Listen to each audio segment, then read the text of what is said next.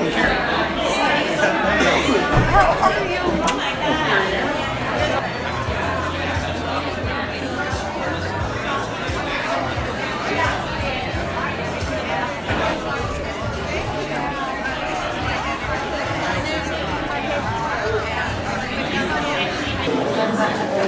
afternoon. How's everybody today? Good. Welcome. Here we are at Janey's Jamboree.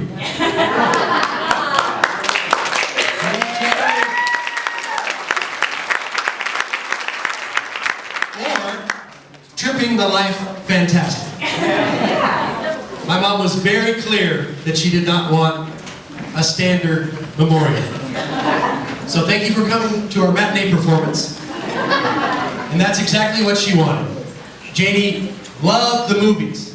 And from the time she was a little girl, she would always go to the matinees. In fact, when I was in high school and all the other brothers and sisters had gone off to college and whatnot, I would go to the movies with my mom every weekend. We would go to Stockton or Antioch or Fairfield and see a movie. So the matinee is very, very appropriate. Now, I see, and I'm very pleased to see, that almost everybody got the memo. I love all the color. We got a lot of purple, but there might be a few that are a little dark.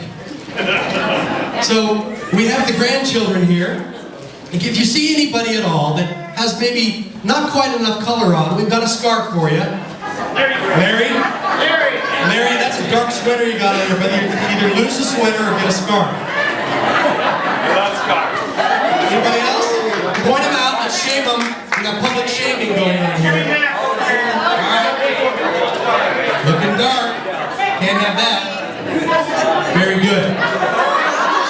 Alright, I have one other thing to say. We have a whole third row here that somebody had marked off, but nobody's sitting in. We are very aware that seats are at a premium here at this showing. So, did anybody raise your hand if you marked this row off? What's up with that?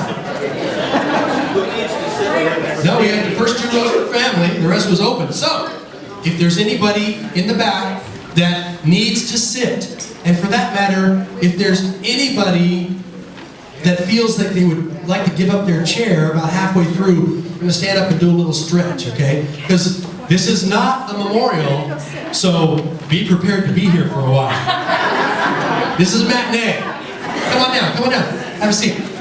This is a matinee, and it'll run like a matinee. We're talking like an hour and a half, hour 45 of time range. Now, another thing about the matinee is that Mom's favorite treat to go to see the movies was Milk Duds. Would anybody like some Milk Duds? There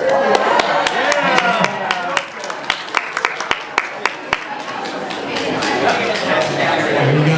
Now, I don't think we have enough for everybody, but some people get lucky. Good.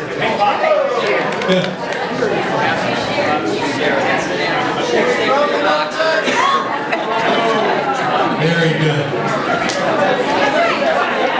Spread them out, share them. Spread them out. Share them. Good, yeah, that's right, share the wealth. Don't get you concentrated. All right. Gotta share it. He is. Take a few passes. All right. Now we don't have any empty seats, I don't believe, so if we could just kind of have the room shift in the back, those standing could kind of squeeze. We've got a lot of room back here, so the people at the door could kind of get in a little bit. So, will you take some tall video or photos? We knew this was going to be a problem, but there's really no better space to hold Janey's Jamboree Voyage party than right here. We still have some space over here too, if anybody would like to stand over here. Feel like you can't see what's going on. Can you see? All right? All right. Like it or not, I think that's about as good as we're going to do. Good? All the seats filled? Got one up here. Madame. Oh, there we go. We're good. We're good. Okay. All right. Without further ado, let's begin the matinee. We're going to start it with, some of you have seen the feature film. It's a short film by my mom's grandson, Jared Callahan, called Janey Makes a Play. And this is just a few excerpts, about 20 minutes, to introduce her and show her a little about her life.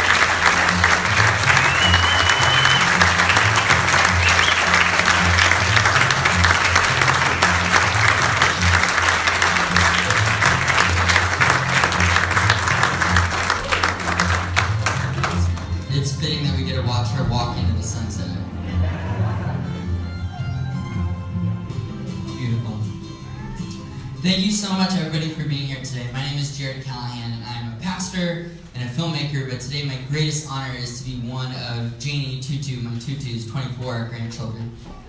An Austrian poet once wrote that love and death are the great gifts that are given to us, but mostly they are passed on from generation to generation unopened. Anyone who has opened themselves up to love knows that you cannot do that and experience love deeply without also being exposed to deep sorrow, without opening up yourself to the possibility of loss. Joy and sorrow are deeply intertwined. We see this in art. Good art holds together the tension of love and joy that we experience in life with pain and hurt. There has to be struggle or conflict in order for a story to be good. Great characters have to overcome something, and Janey was a great character. Janey was an artist at her core, a dancer, a writer, a storyteller, and a director. One day while filming Janey Makes a Play, me and a small crew walked upstairs to the upstairs apartment. We found Ron and Janey slowly getting ready in the morning. And we had limited days to film with her, and so I knew that we needed to capture her telling a story. And so I asked kindly if she would tell a story that I remembered her telling from growing up about a boy named Joji and his belly button. And I asked, and she kind of dodged it, and with the slightest of prodding, I just had to say, no, really? She went, oh, okay. And I watched this tiny, little, frail, 90-year-old human being pause for a second, gather herself, and blossom into another creature. She started telling stories, and she was expressive, and she did characters, and she did movements, and somehow without getting out of her chair, she teleported us into another world and another time. Those of you who know Janey know that that is Janey. Good art tells stories honestly, embracing the imperfections of the person, embracing and following their growth, and in that process we get to experience both the joy and pain. There are many aspects of Janey's life that will be shared today. We have many stories to tell, and obviously we've been invited to celebrate in this hospitable space that's been a safe space of storytelling for so many people, and the growth as they've grown from young to old, to share parts of themselves that have been hidden, and to be given a safe space to share that with the world. In this space with family and friends, in bright colors with deep laughter and song, we get to honor Janey's joy and optimism, her spark for life that continues even after her death. And yet, amidst that joy, we're also allowed to grieve, to be honest with our pain and our sorrow at losing our grandmother, and our mother, and our wife, and our friend, and our director. To tell the story of Janey's life honestly is to acknowledge the joy and the pain, to witness the joy of her life, but also to grieve the loss of her presence with us. In one of Janey's journals from the 90s that will be oft-quoted today, because it's amazing, she wrote down the scripture, Romans 12, 9 and 10, simple and beautiful. It reads, "Don't just pretend to love others, really love them. Hate what is wrong. Hold tightly to what is good. Love each other with genuine affection and take delight in honoring each other." Today we'll honor Janey's request. Real love, genuine affection, and honor includes risk. Commitment to any relationship for the long haul includes a willingness to love for better or for worse, in sickness and in health, to take the good and the joyful with the pain and the sorrow. To love someone well means to acknowledge that you cannot hold on to them forever. From her journal, the poet George Matthew Adams writes, and I love reading her handwriting for all of you that have received letters from her over the years. She writes, "There is no such thing as a self-made person. We are all made up of thousands of others. Everyone who has ever done a kind deed for us or spoken one word of encouragement to us has entered into the makeup of our character and our thoughts as well as our success." We take delight in honoring Janey today. But may we go forward knowing that Janey experienced great love, and the fruit of that life, the way that she sowed her energy and talents and passions and time into all of us, continues to grow forth in joy as we model what Janey lived for us in relationship and in love to others.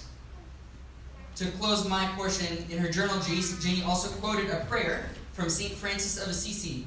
St. Francis of Assisi and Janey are fairly similar. He lived in the 12th century, but he was a lover of animals and the environment. He spoke out boldly against war and against power. He stood for the marginalized, and he cared deeply for his community. Obviously, he has also passed away by now, but like Janey, his words and deeds will reverberate long after both of their passings. It's a 2-paragraph prayer from St. Francis. Janey writes in the journal, "Lord, make me an instrument of your peace. Where there is hatred, let me sow love. Where there is injury, pardon. Where there is doubt, faith. Where there is despair, hope. Where there is darkness, light. And where there is sadness, joy. O divine Master, grant that I might not so much seek to be consoled, but as to console. To be understood, but as to understand. To be loved, as to love. For it is in giving that we receive. It is in pardoning that we are pardoned. And it is in dying that we are born to eternal life." Amen. At this time, I'd like to introduce Ron. Ron would like to say a few words.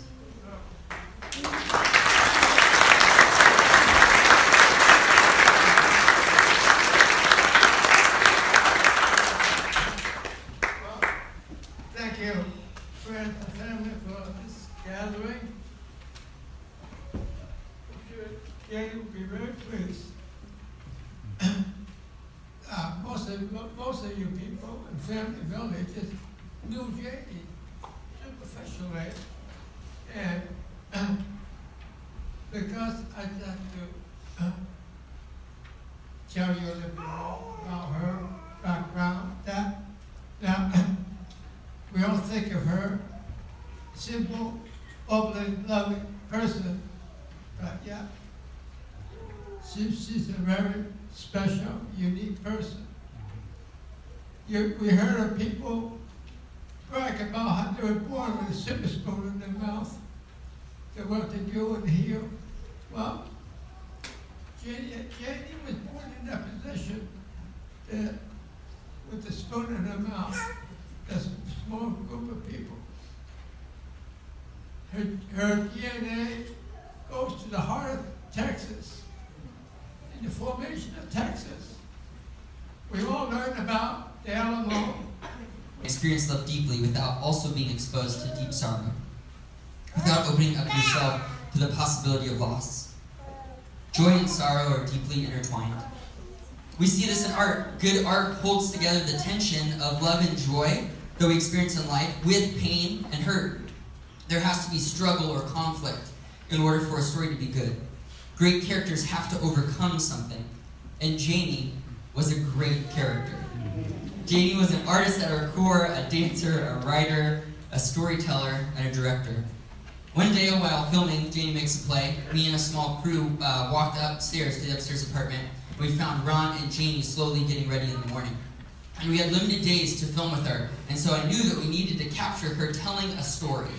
And so I asked kindly if she would tell a story that I remembered her telling from growing up about a boy named Joji and his belly button.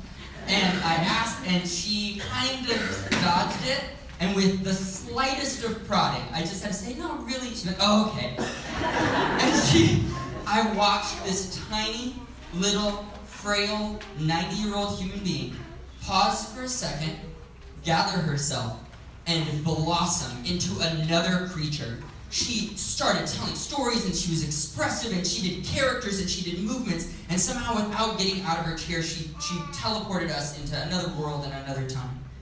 Those of you who know Janey know that that is Janey. Good art tells stories honestly, embracing the imperfections of the person, embracing and following their growth, and in that process we get to experience both the joy and pain. There are many aspects of Janey's life that will be shared today. We have many stories to tell. And obviously we've been invited to celebrate in this hospitable space that's been a safe space of storytelling for so many people, and the growth as they've grown from young to old, to share parts of themselves that have been hidden, and to be given a safe space to share that with the world. In this space with family and friends, in bright colors with deep laughter and song, we get to honor Janey's joy and optimism, her spark for life that continues even after her death.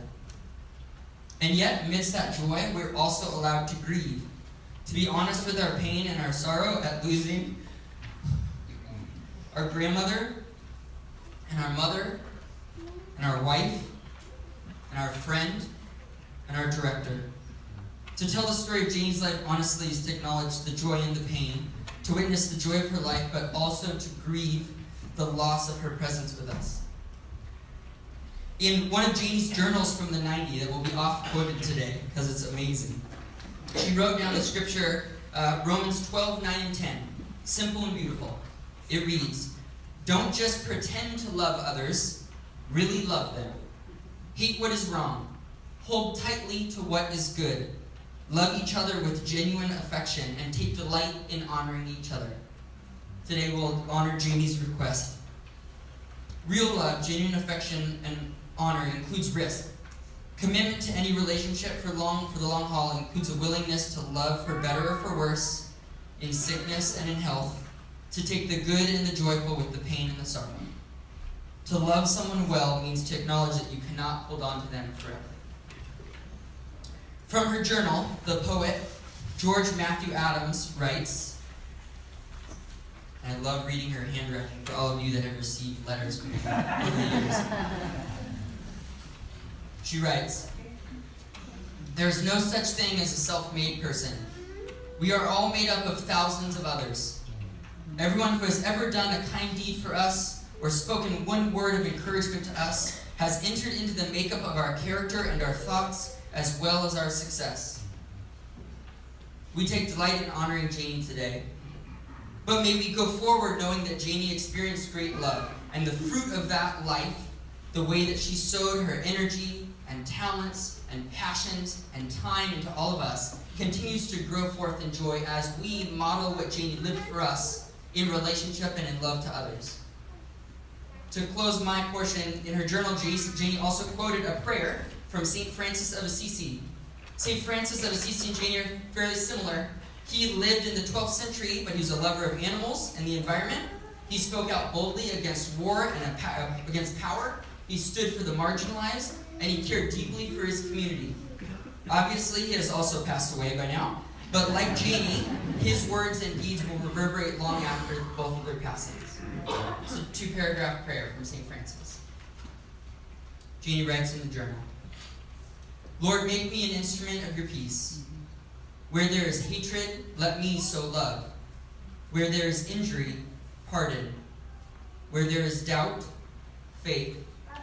Where there is despair, hope. Where there is darkness, light. And where there is sadness, joy. O divine Master, grant that I might not so much seek to be consoled, but as to console. To be understood, but as to understand. To be loved, as to love. For it is in giving that we receive. It is in pardoning that we are pardoned. And it is in dying that we are born to eternal life. Amen. At this time, I'd like to introduce Ron. Ron would like to say a few words.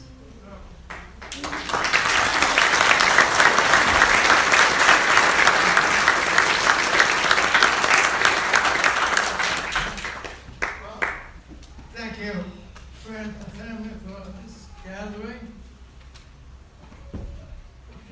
Janey will be very pleased. Most of you people in family villages knew Janey superficially, and because I have to tell you a little bit about her background, now we all think of her simple, bubbly, loving person, but yeah, she's a very special, unique person.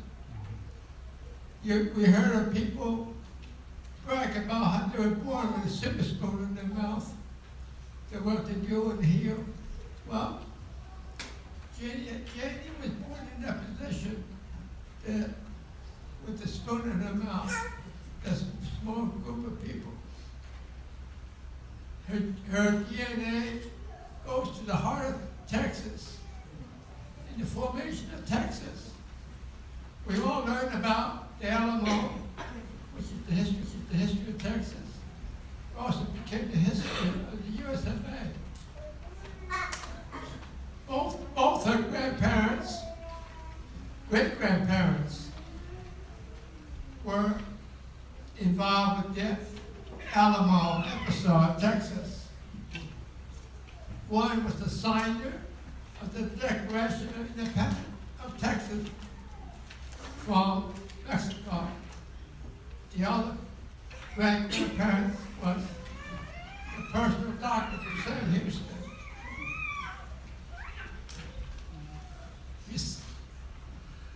Besides all this well-bred in her, that she always liked to treat everybody as equal.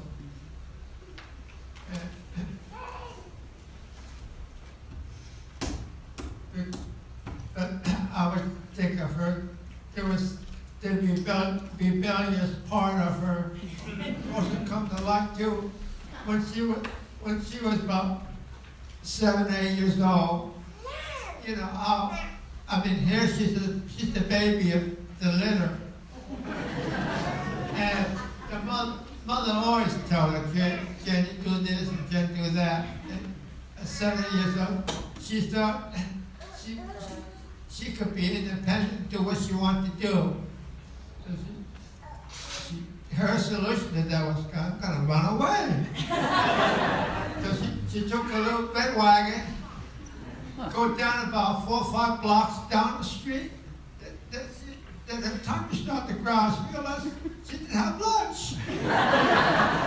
Well, she didn't go far beyond that. She realized running away was no solution. She went back home, of course, to have lunch with Mom. But Mother don't always give her everything she wanted. There was a time of denial as well. She noticed that some of her friends got bicycles. well, mother never bought him bicycle. You got Dixie, you pony, what do you want a bicycle for? So she had to be content that Dixie lived through that. In her early life, she had Dixie. In the last few years, she was granted a Dixie in a different form. When Linda Solomon gave her an electric wheelchair, so we were able to go around town in Dixie, and we tagged along behind her. So that was a good source of freedom for her. Yeah. Well, most of the picture, and Jared said, gave away most of the story. But what I meant, Janey, I was the ultimate highwayman. Here, for some of you never knew how frightful short-lived life can be when you figure I had a gas station across the street from the McDonald's. There's nothing there, you know. Anyway, but at the time I met her, her girls were pumping gas for me, and there was Jimmy Carter was president. There was this gas crisis going on. People out there getting in line to buy gas. Yeah, but by knowing me, well, she didn't have to get in line. That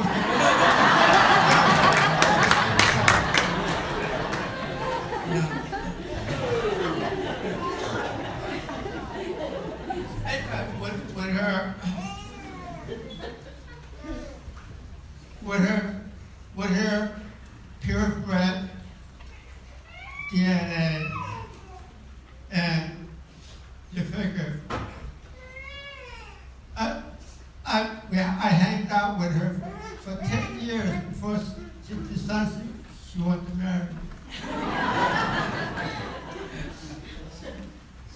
So, and when I signed the marriage certificate, you know, and a contract arrangement of being enslaved for self-love. So that's how we treat each other, and I never regret it. Thank you for coming.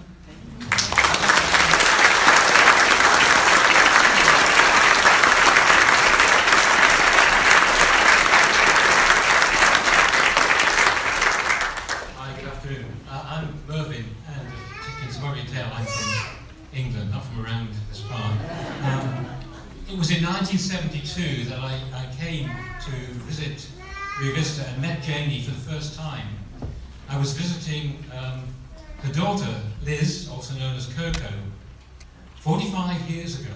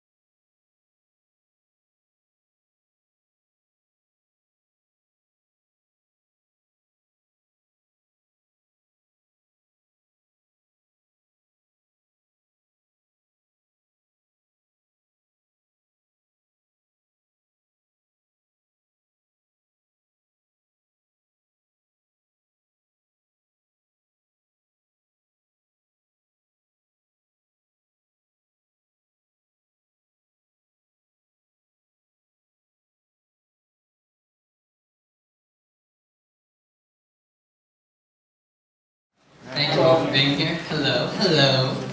My name is Alex, and I am one of Janey Callahan's many grandson, as Jared was telling you about. I come from a family of 7. My mom had 7, and she came from a family of 7 that Janey had, and Janey came from a family of 7. So, and she passed away in 2017. So she really liked that number. I want to read you a short something.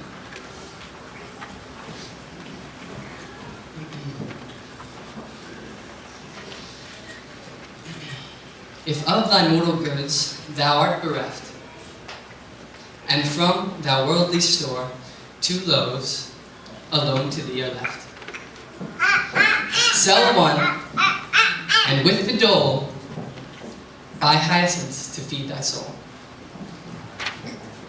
This was one of Janey's favorite poems, and I think that it speaks a lot about who she was and what kind of person she was to me. It's pretty straightforward, I think, the meaning of it. It simply states that if you only have 2 goods in this life, and they're both a loaf of bread, sell one, and then buy flowers instead. Because bread is what we survive on, and it can be eaten, and if you don't eat it, it gets moldy, you know, and stale and gross. But it's not enough to just eat the bread. You need to feed the soul, and that's what the flowers are for. And she understood that. I think that's why it was one of her favorite poems. To me, Janey was more than just human. When I was about 3 years old, Janey called me over. I was playing at the park on 3rd Street, real close by, just over here. And she called me over, and she had some T-shirts draped over her arm. And by the time I got to her, my brother, Ruben, was being handed a shirt. Here he is over here. And I think it had like Bruce Lee with some nunchucks and a dragon on it. And I didn't know what it was about. But when I got over to her, she said, name anything, any 2 things, and I'll draw them on the shirt for you. And I was like, okay, Grandma, sure. So I named the first 2 things that came to my mind. I said, I want a Power Ranger, and I want a T-Rex. And I didn't think that she knew how to draw the Power Ranger, but to my great surprise, I mean, she just, okay, and there she was. She went off, and she even got the star on the chest, and it was really cool. And it was the first time I had seen somebody purposefully take something from their imagination and place it down on something. And the fact that it was for me was so incredibly special. So from then on, she was more than just a grandma to me. When I was about 8 years old, and you saw me very shortly in a clip here, but I was cast in my very first play as an understudy to the role of Ham in the Ark, and I couldn't believe it. Understudy? Her own grandson? I mean, come on!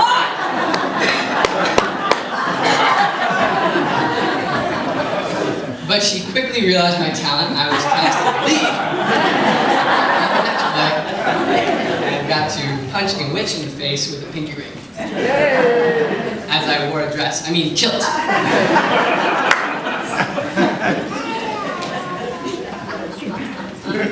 In life, there are 2 sides, I feel. The human and the being. One we use, but one is what we need. Each side always exists, but the being can be so easily covered up by ideologies, our religions, our politics, our views on life, our race, or our nationality, or our gender.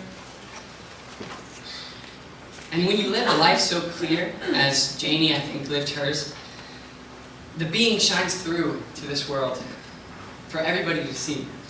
And you really recognize it when you see it in someone else's eyes. And you can feel it staring back at you. And Janey was so much of that. So much less than just a human, and so much more as just a being for all of us, I think. So, when asked about her best advice that she could give to her grandson, Ian, at the time, my mother's first child, she wrote this in a book left to him titled Grandma Was Quite a Girl. It says, "The world is alive with the beauty of God, and so take time to appreciate and enjoy it. Take courage in learning lessons of this life. Give love, and it will return to you tenfold.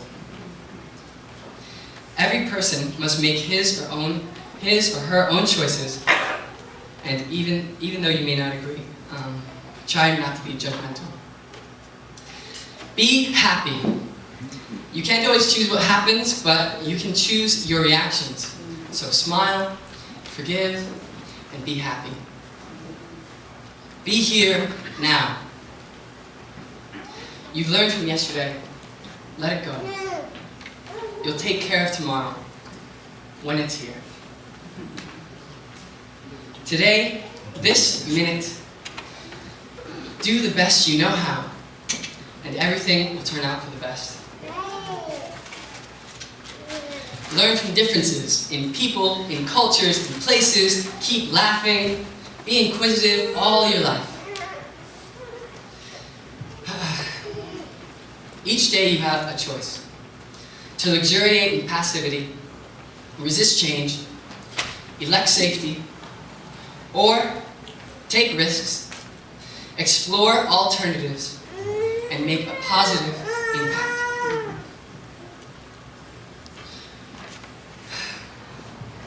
Until one is committed, there is a hesitancy and the chance to draw back, always in effectiveness concerning all acts of initiative and creation. There is one elementary truth, the ignorance of which kills countless ideas and splendid plans. The moment one definitively commits oneself, then providence moves too. All sorts of things occur to help one that would never otherwise have occurred. A whole stream of events issues from the decision, raising in one's favor all manner unforeseen incidents and meeting and material assistance, which no man could have dreamed would have come his way. Whatever you can do or dream, begin it. Boldness has a genius, power, and magic in it. Begin it now. Thank you.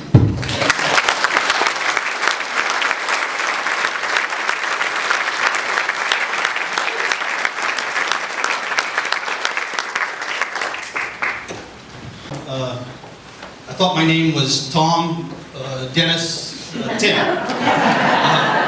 My name is Tim Callahan. Sarah Jane, Janey, Tutu, Mom, no matter what you called her, you always felt her full attention. She was chronically positive, relentlessly optimistic, and contagiously happy. She had this, for most of the kids and probably a lot of people in the room, she would give you cards and notes and always anything that she thought might interest you, she would pass it on. And one day when I was working up at the house about 40 years ago, she came by and she had typed out a poem and handed it to me, and I remember putting it in my refrigerator, and I think it was on the refrigerator for another 10 years. And it happens to be in the journal, so I'd like to share it with you because I think it really tells a lot about how she lived her life. It was from Jack London, and it's his credo: I would rather be ashes than dust. I would rather that my spark burn out in a brilliant blaze than be stifled by dry rot.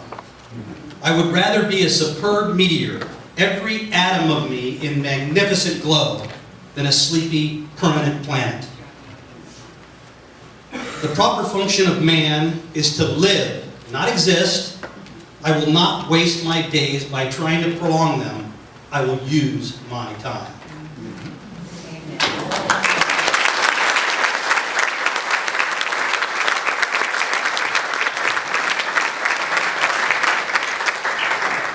Hi, I'm Dennis. Callahan, the eldest of Janey's 3 boys, of the 7 siblings. People would say that I'm the youngest looking. And I like that when they say it. But I was asked to just share a very short but sincere card that came from the Lennon family. They sent some flowers. They couldn't be here. You saw in the movie that Janey makes a play a little bit about my mom's relationship with the Lennon family. So I don't need to repeat any of that, but I wanted to share with you that they sent some purple flowers appropriately and wrote this. Your mom was an amazing lady, and the Lennon sisters learned so much in their early years from this special lady. Memories and her spirited life will always be in our hearts. With love and peace to the Callahan family, Kathy, Janet, Peggy, Diane, and all the Lennon family.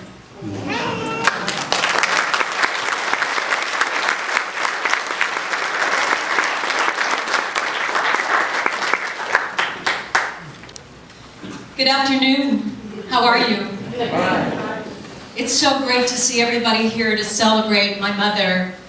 I'm so pleased as the eldest daughter, I won't say the oldest daughter, but the eldest daughter, that my brothers and sisters got a chance to talk before me, because I'm a professional actress, singer, sometimes speaker. And I noticed that when my mom passed, I had the opportunity to think as my brothers and sisters and brothers-in-law and sisters-in-law were there. The idea of what you wanted to say, I found it really surprising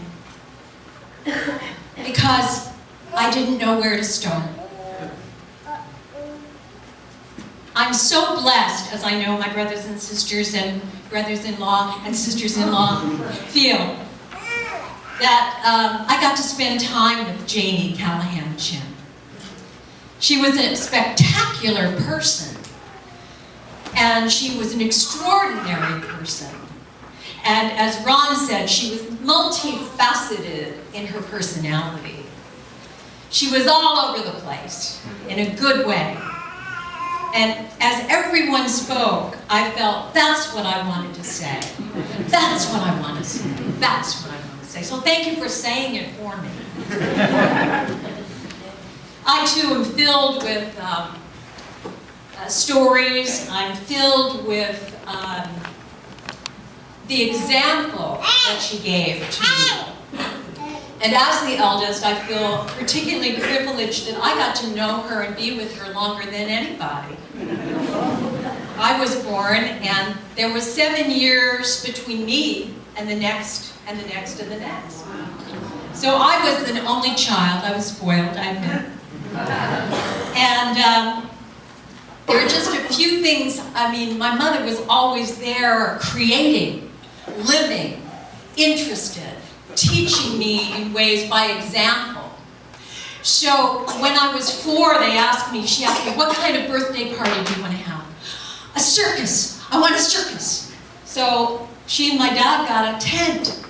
And my mom drew these animals, zebras, and I wanted to be a bareback rider then. That was it. I was going to do that in the circus, you know. So she drew that. And she drew all these wonderful drawings and pinned them up along the tent. And then she cooked a special birthday cake called a surprise birthday cake. It's something from the South. You put little teeny tiny little toys inside the cake, and then you hope the children don't choke them. Then when I was 6, I went to Texas for the first time, and she sat me down and she said, now Christy darling, when you go to Texas, you're going to see things and you're going to hear some things that aren't right. So I just want you to know that your relatives, they're good people.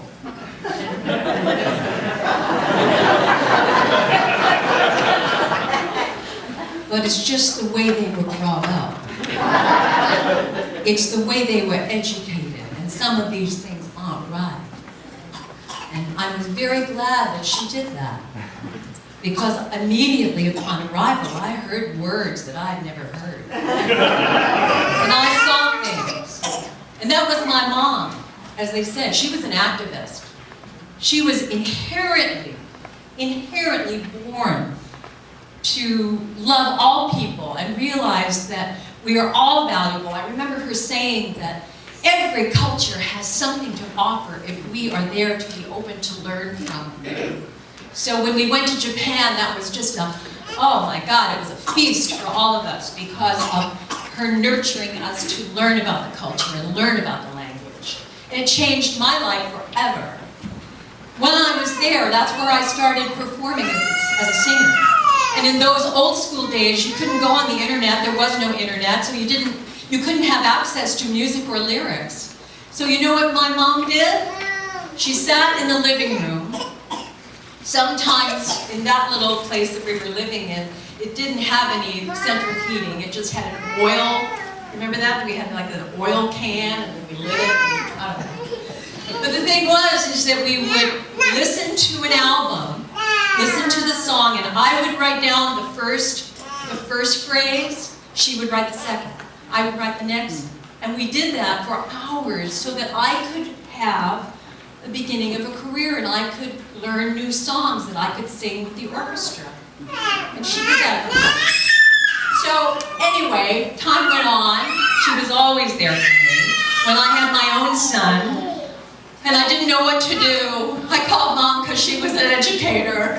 And she would say, well, how old is Michael right now? And I'd say, well, he's this now. Oh, okay, well, in childhood development, that was a blah, blah, blah, blah, blah, blah, blah. And then she would just say, oh, okay, I know what to do now. Thanks so much, Mom. And so on and so forth. But today, I would like to just sing a song that perhaps it seems a little odd to sing this song. It's not necessarily a song you'd think in a celebration or whatever, but to me it was the song I wanted to sing because in all my years as I continue as a singer and an actress, this is a song that my mother always loved. She just loved it, and to me it reminds me of the Delta. You know those days when there's no wind? I mean, they're few and far between here, but, you know, out here in the country, and it gets so quiet that you can just, you know, hear a pin drop. So there's a song called Lazy Afternoon, and I'd like to just sing it for you briefly. And sing it for my mom. It's a lazy afternoon, and the beetle bugs are zooming, and the tulip trees are blooming, and there's not another human in view but us two.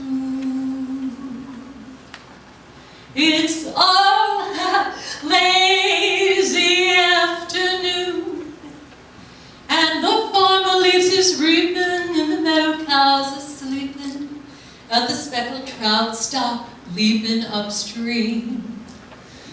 As we dream, a fat pink cloud hangs over the hill, unfolding like a rose. If you hold my hand and sit real still, you can hear the grass as it grows. It's a hazy afternoon, and I know a place that's quiet except for daisies running riot, and there's no one passing by to see. Come spend this lazy afternoon with me.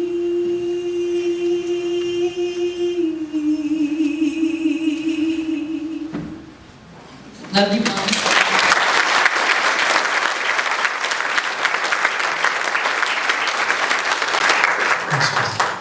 All right. How we doing? Good. I know you've been sitting here for a while. Why don't everybody stand up? Stretch your legs. Yeah, a little bit. Be so kind, maybe reach to your right, and to your right, give the person on your right a little shoulder rub.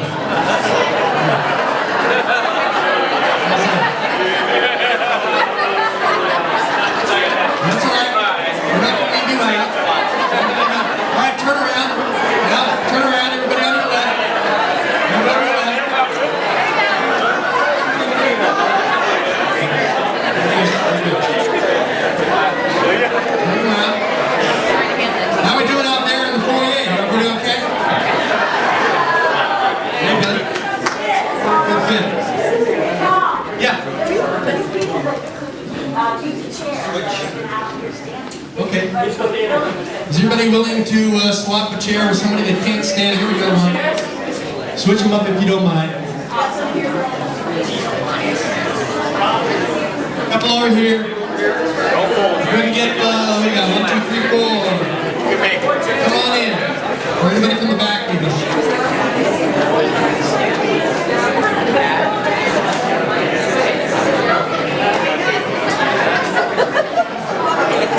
We have 3 down here.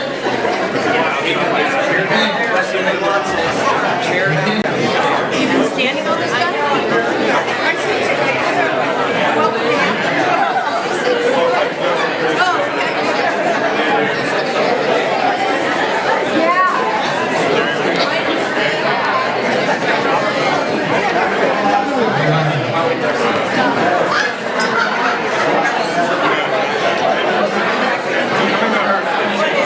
Alright, let's get settled again.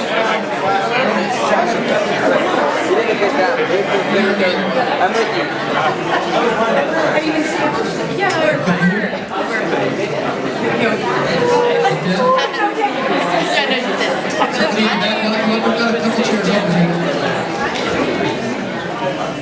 Good. I don't want to have empty chairs. That would kind of defeat the purpose, wouldn't it? There we go. There we go. One over there. One right here.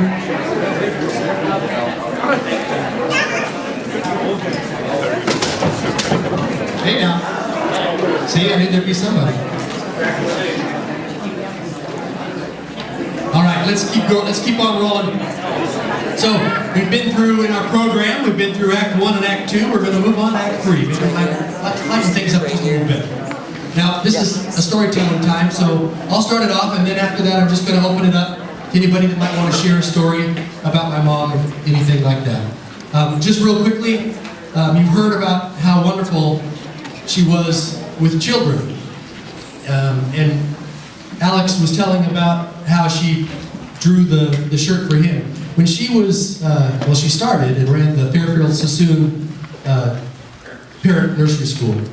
And one thing that she did every morning when the kids came in and started their day is she talked to every single student and asked them what they wanted on their name tag that day. And just like Alex's shirt, they would say, "I want a monster truck." Is that a truck that looks like a monster? But she would draw whatever they wanted every single day. And later I heard somebody ask her, "Janey, you are so wonderful with children. Do you have some kind of secret? What is it that you have a certain connection?" And she said, "Well, I think I just listen to them. And then I let them do what they want." To a certain degree.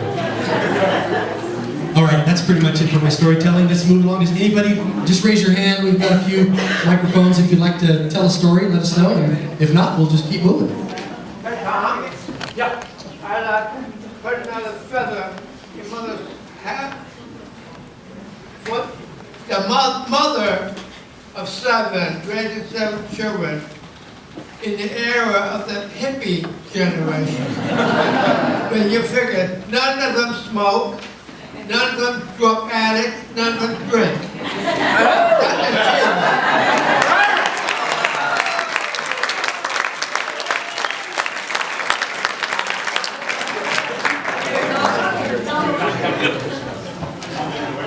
That's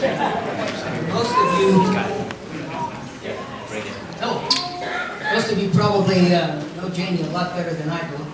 I came here as an ag teacher for Rio Vista High School. Hold it close. Yeah. Right there. See, that's what I was told once when Janey and I were talking. I had the mic and she said, "You're not talking into the mic." Anyway, we used to have a running gag. My mother was born in Texas, in Honey Grove, Texas. I'm from Oklahoma, so when Janey and I would talk, there was always some Red River rivalry going on. We had a great boomer and Sooner. And so let me just say again, the graciousness that I had came from the people like her. My sons were privileged and my wife was privileged to be a part of what was going on here in this community. And as a citizen of Rio Vista for these number of years, I would just like to thank the family, your mother, your grandmother. What a wonderful person. I appreciate that very much, and God bless your family, and thank you for letting me talk.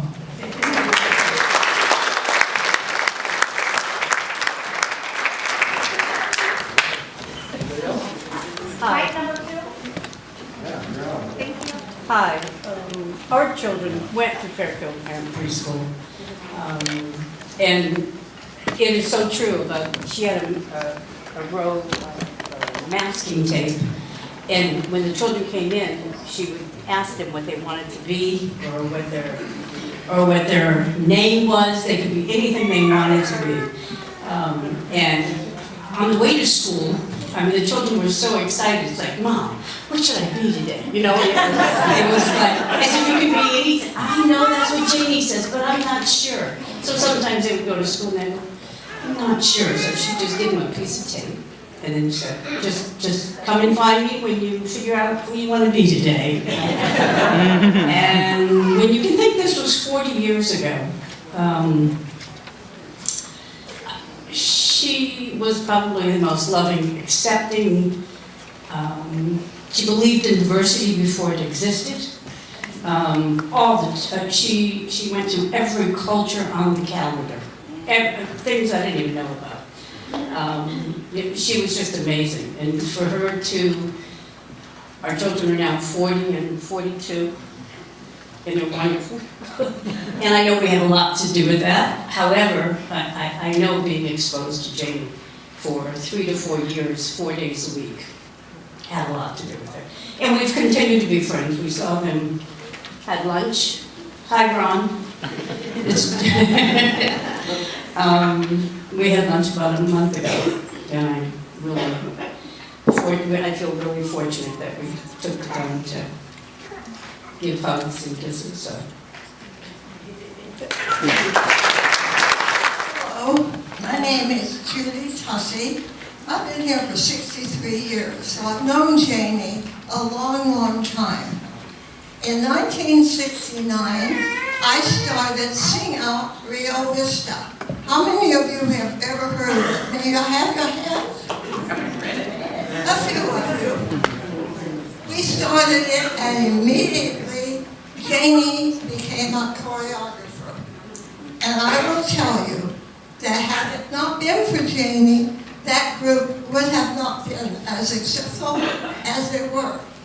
We traveled one summer from San Diego through Canada with 103 young people doing songs and singing.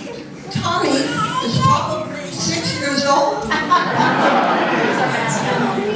Janey not only offered us her talent, but she provided almost a quarter of the group that was singing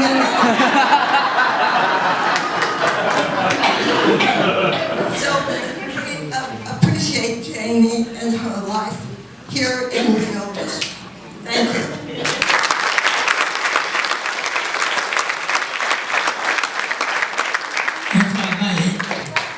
I'd like to reminisce here a little bit.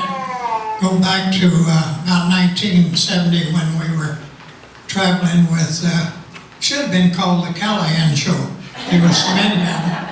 But on this group we had about 104 plus Tommy. And Tommy was only about the size of this young man sitting over there. And how old were you in 70, Tommy? I get younger every day. Anyway, the group composed a song.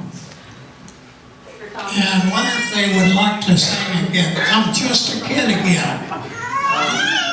You remember that? Oh, yeah. I'll give it a go. Okay.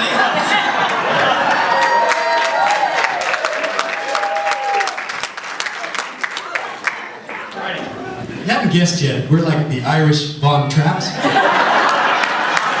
And there's more to come. Something like this. I'm just a kid, just an everyday kid, faced a lot of troubles and strife. But I've got spirit and I wouldn't trade that for anything else in life. Not for anything else in life. Well, I'm not a saint, but I'll tell you this. I know that you'll go far. Just be a ship upon the sea, and God will be your North Star. Hey! I'm just a kid, just an everyday kid, faced a lot of troubles and strife. But I've got spirit and I wouldn't trade that for anything else in life. Not for anything else. Anything else. Here we go. Anything else.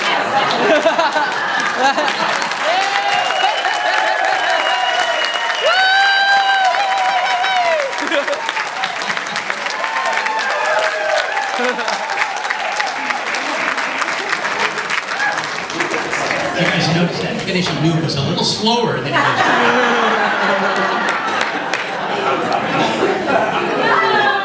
Anybody else quick, or should we just move right into the song? We got one.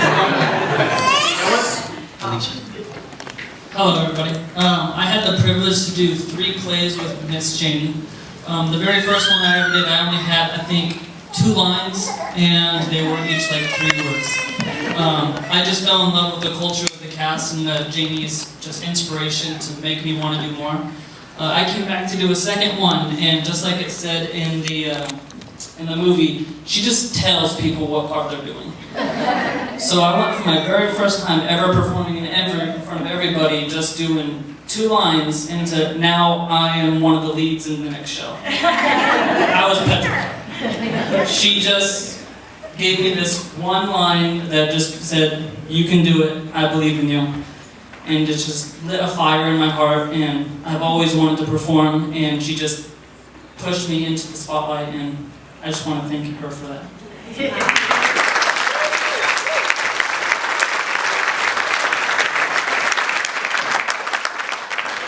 Hi everyone. My name is Michael, and I'm not the oldest grandchild, but I am the tallest grandchild. So first thing I want to say, if everyone can just notice there is somebody in the kissing booth, I will be collecting the 10 cents or the dollar, so please hold the line up there in the back. I'll give change. There are 2 quick things that I want to go over. The first is, as everyone kind of mentioned previously, and I think probably the reason why we're all here is Grandma Janey was by far the most optimistic person I think any of us have ever met. And I think as with everyone that's been going through teenage years, I remember that there were times that I'd be talking to her on the phone, and no matter what my dilemma or drama or challenge that I was going through, she always had something positive to say. And especially as I got older as well, she always had a great story.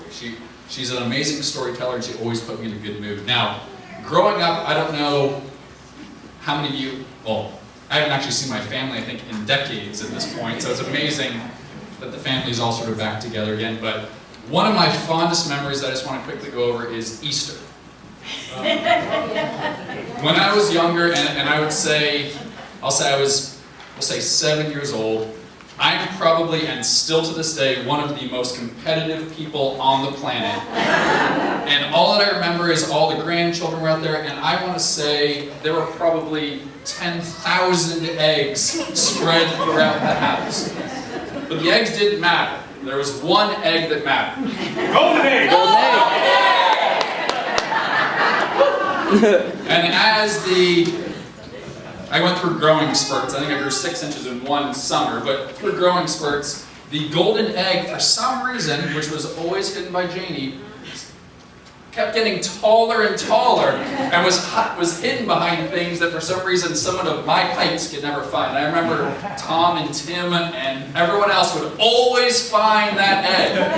And I remember there was one year I finally started to catch on. I climbed on chairs, I climbed on tables. I think it was like up in the rafters or something, but I remember that was probably one of the best events that truly brought the entire family together, and that's something that I'm always going to remember. So, thank you very much.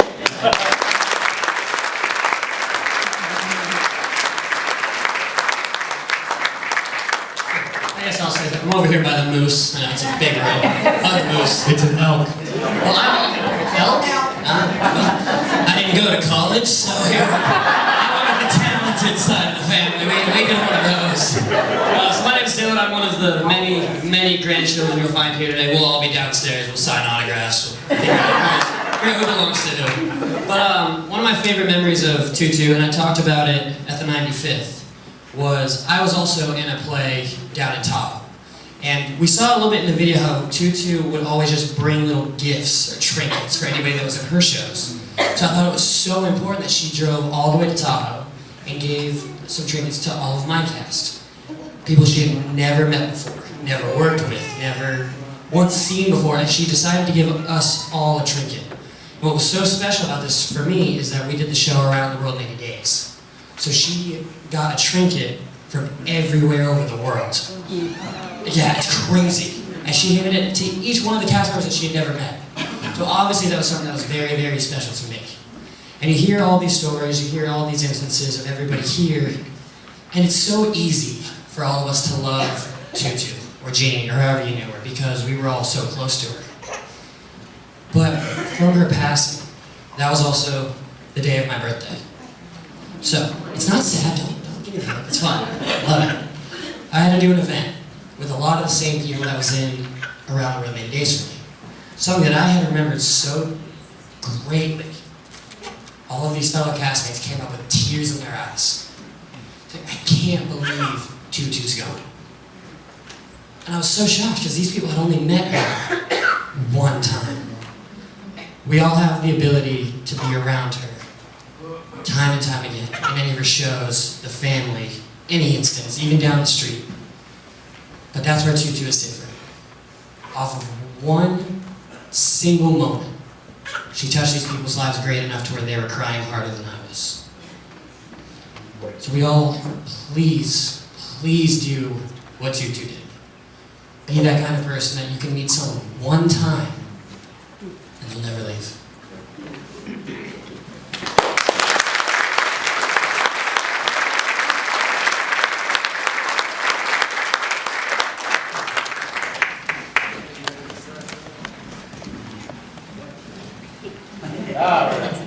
So, first Callahan I ever met was 10, and I'll never forget the day. Sorry. Sorry.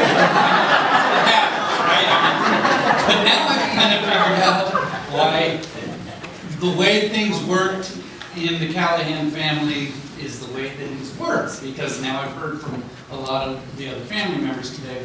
But I met Tim in a park, and he had his son and I had a son, and they were swimming, and we started talking, and that's how I got to know the Callahan family. And as the years went on and Janey started forming these wonderful plays and organizations, somehow, and I guess it's Tim, drafted me in, and I'd never performed in public. I have no fear of public speaking. I don't know how they knew that, but anyway, they drafted me in, and I think I was in 4 or 5 performances. I spent 2 or 3 years. Favorite performance was one we did called Trapped in the Yukon. That was absolutely the favorite. I don't know, I'm sure for the people that were in all of the other plays, and I don't know how many were, they were all their favorites, right? For me, that one, there was something magical about it. And your voice. Well, there's a funny story too. So she told me I had to play this character that was like Dudley Do-Right. Sergeant Tooley. We knew who that was, right? And so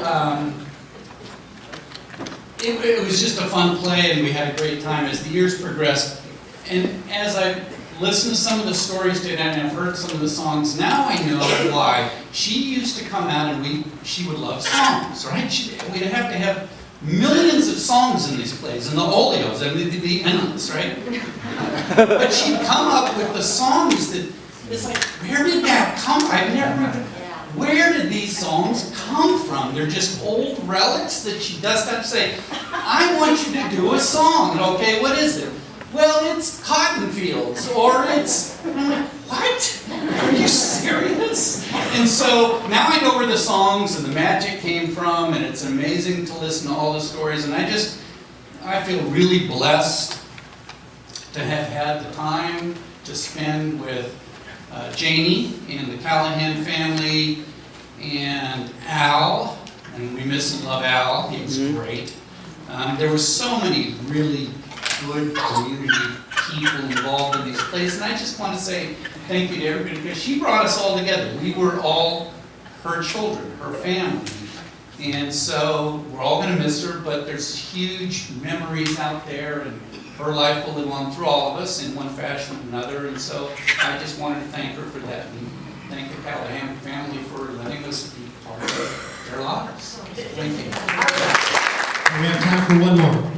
Oh, I got it just in time. Well, I can relate to what you were saying and to what Judy was saying, and I think my daughter was in one of your tours back in the day. And I've been in almost all the plays, and my daughter has been in some too, Judy. And you know, there's nothing that sums up Janey more than the song that we did to end a play, not the last play, but the one before that, Young at Heart. Now, if any of you know it, sing along with me. Fairy tales can come true, it can happen to you, if you're young at heart. For it's hard, you will find, to be narrow of mind, if you're young at heart. You can go to extremes with impossible schemes. You can laugh when your soul falls apart at the seams, and life gets more exciting with each passing day. And love is either in your heart or on its way. Don't you know that it's worth every treasure on earth to be young at heart? For as rich as you are, it's much better by far to be young at heart. And as you should survive to 105, look at all you right out of being alive. And here's the best part, you'll have a head start if you are among the very young at heart. That's Janey.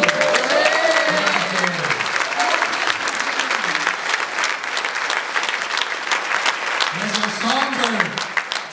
Thank you, Janey. Well, what a perfect transition. It's about time for Act 4. Songs. Here we go. So we're going to start this next section off with the family song.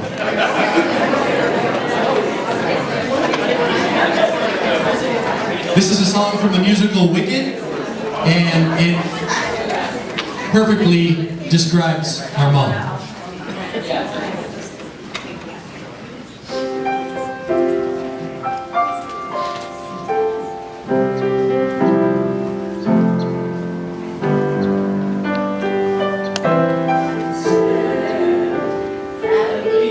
Come into our lives for a reason, bringing something we must learn.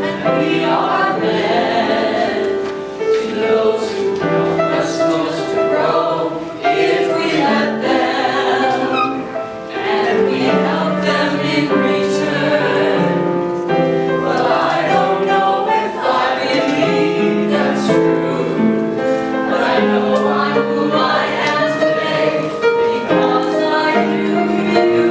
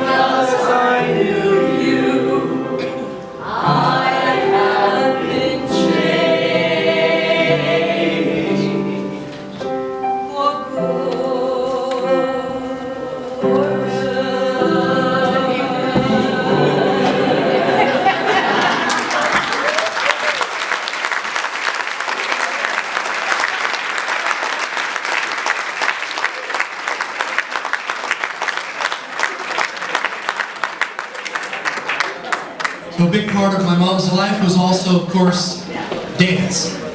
As you saw that she was a dancer first, and then a choreographer last. So the next thing we have is a dance by my sister Katie and Trinity.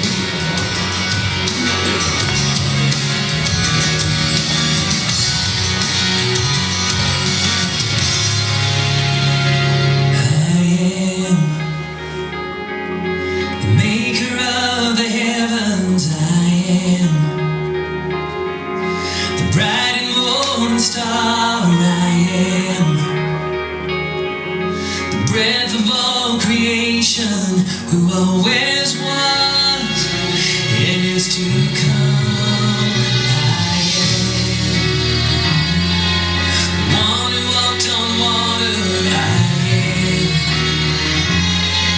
the one who calmed the seas. I am the miracles and wonder. So come and see. Follow.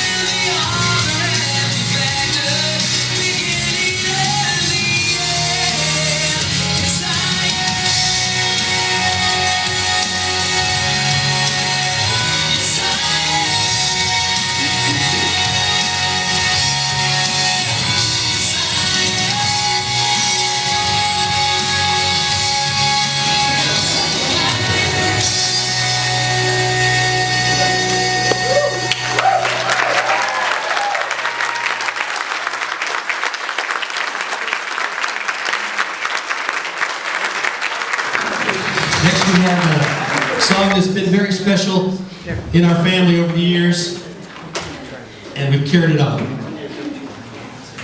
Oh my God. Okay. Hey, we got some improv going on Alright, here. improvisation. Alright, so my grandma's a very multicultural being, and I'm going to do a little chant with you guys. I'm just going to sing something, and you guys might sing along with me. So just go ahead and have fun with it.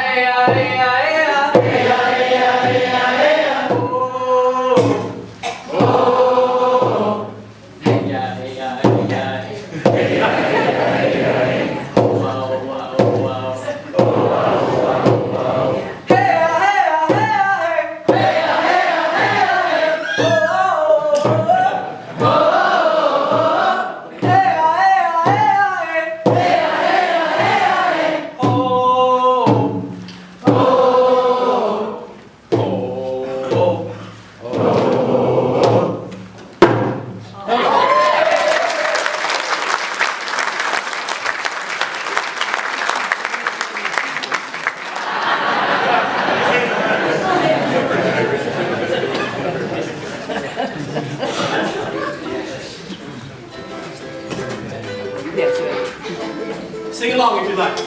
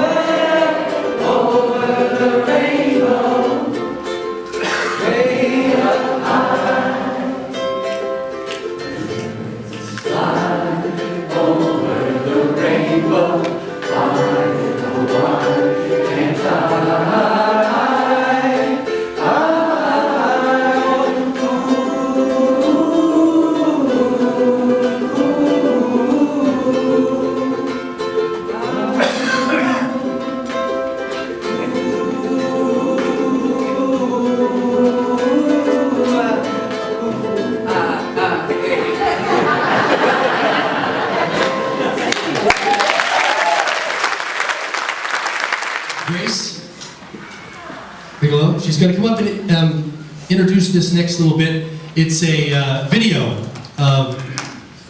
Excuse me. I just had to compose myself, okay? Gianna and Hope, their mother was my mom's best friend and business partner and dance instructor extraordinaire. That's what I was going to say.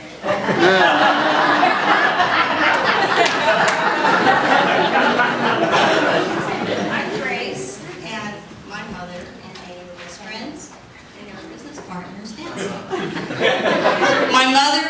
My mother taught ballroom, and Janey taught tap and ballet. Anyway, my sister Hope, and Janey called her Jo, and her family couldn't be here, so she wrote something. And she asked that I read a few of their thoughts to share with you. So, Janey was there in my life as soon as I could walk.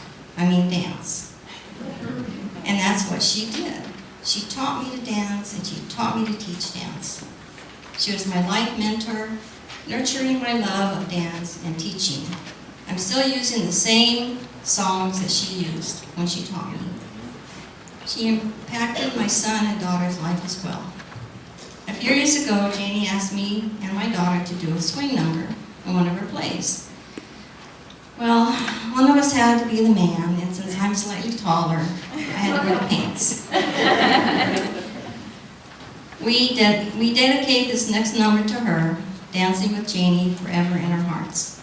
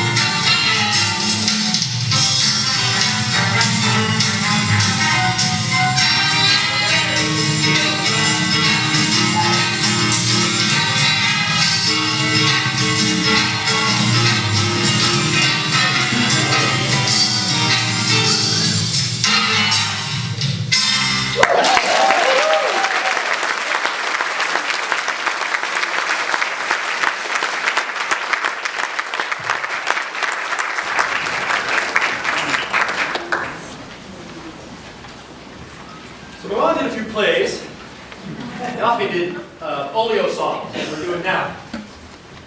Always wanted to do Oleo with my good friend here, Jeff Shoemaker, for my mom. Yeah.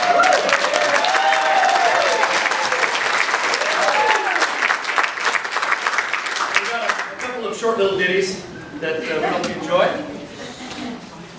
Sorry, a little too late for once. Which one's first? I don't know. Now, Mom always wrote plays about Rio Vista, so we thought this song might be kind of appropriate, since it's about the wind. My dog next, please.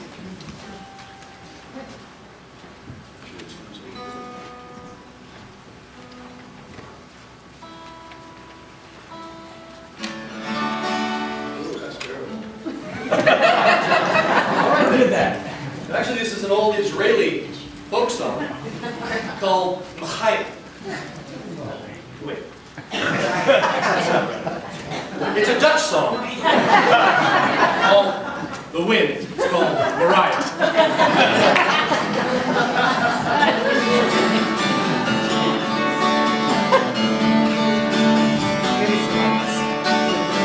Way out west, they've got a name. Rain and wind and fire. The rain is Tess, the fire is Joe, and they call the wind Mariah. Mariah blows the stars around, sets the clouds to flying. Mariah makes the mountains sound like folks was up there crying. Mariah, Mariah, they call the wind Mariah.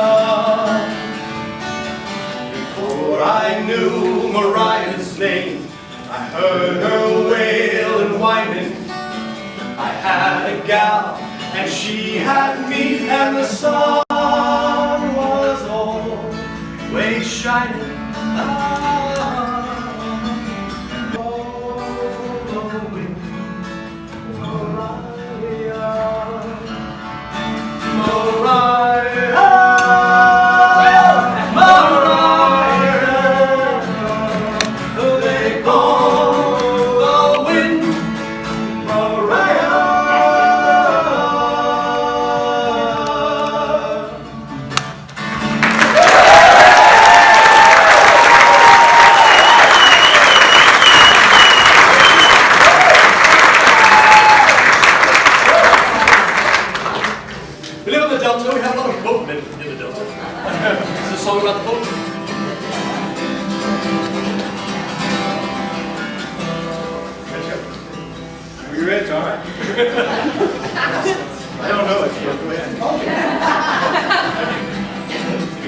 Boatmen dance, boatmen sing, boatmen do most anything. Dance, boatmen dance, dance, boatmen dance. Dance all night to the broad daylight, go home with a thousand more.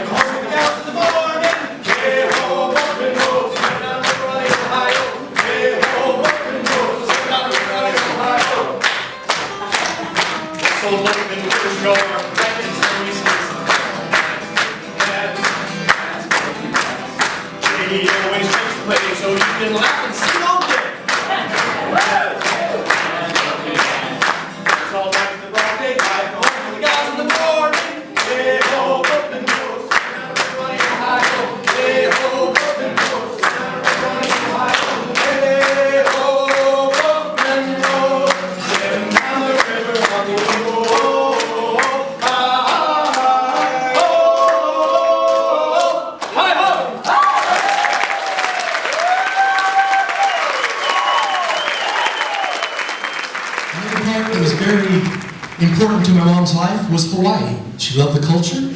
She loved the people. We are blessed to know a family that's very close to us, much like you all are. Is this okay to dance with? I forgot to ask you. This is Chris Boyd Weber. She's here to do a hula for you.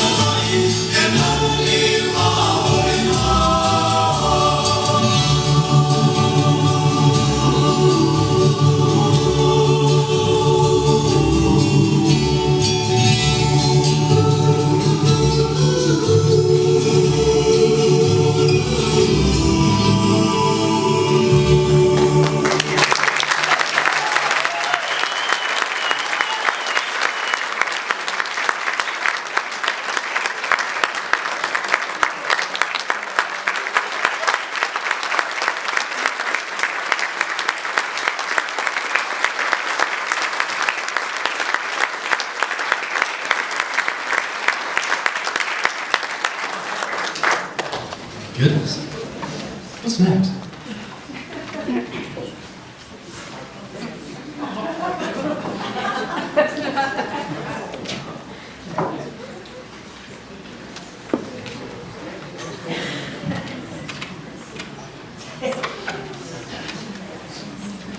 All right.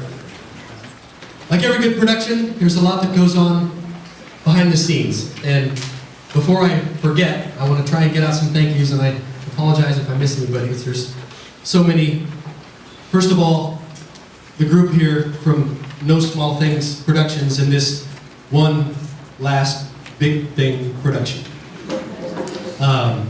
Roxanne, Dick and Susan, Tom and Janey, Jeff, thank you so much.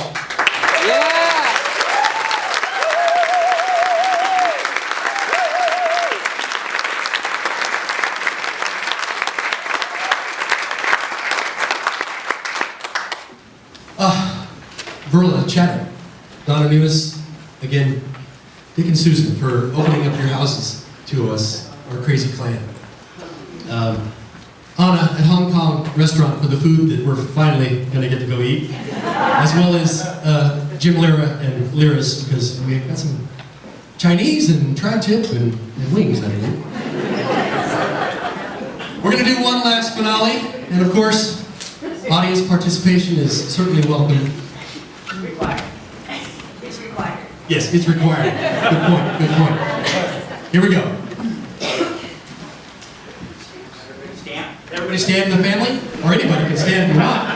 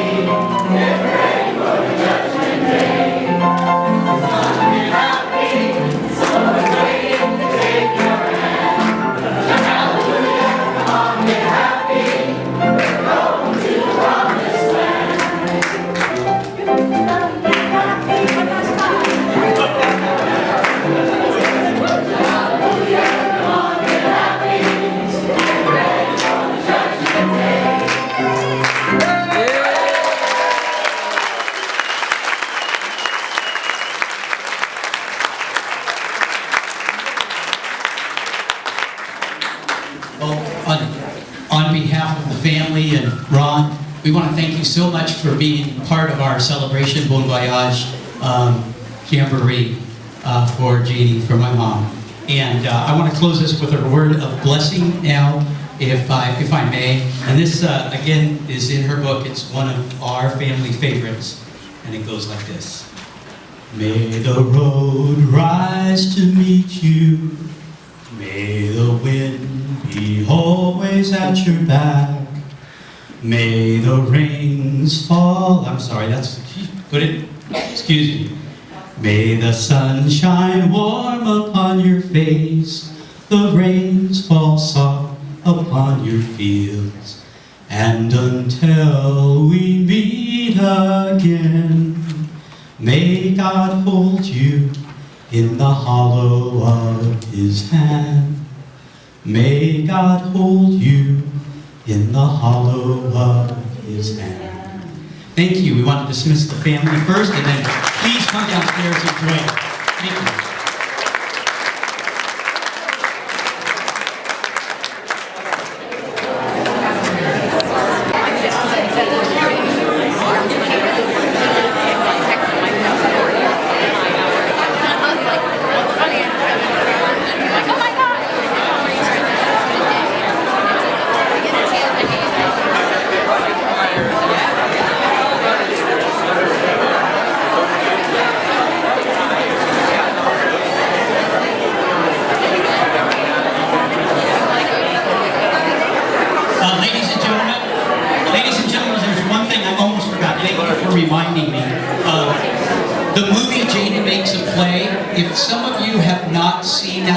yet. We're making available to you, if you grab from one of the ushers on the way out, there's a little business card of Janey's, and on that it gives you the web link and the password, and for 1 month, Jared's going to make that available for you at no cost. You can go ahead and watch that and share it with any of your friends. So if you need that, pick it up from an usher on the way out and downstairs.